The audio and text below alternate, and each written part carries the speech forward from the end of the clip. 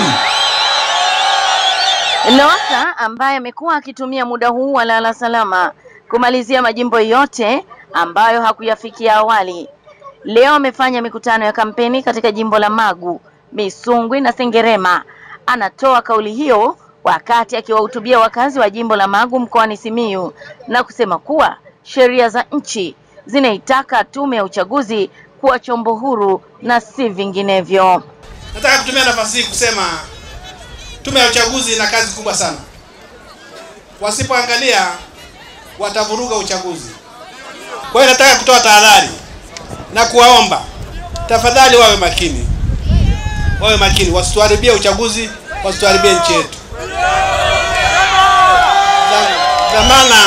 Dhamana ya amani na utulivu juu ya mambo haya iko mikononi mwao.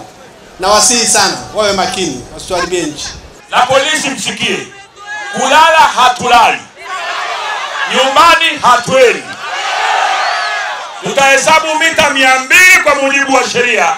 Tutapiga kambi mpaka matokeo yatoke. Askari polisi, simamieni haki katika uchaguzi wa mwaka huu. Msitake kuliingiza taifa kwenye machafuko ambayo hayana msingi.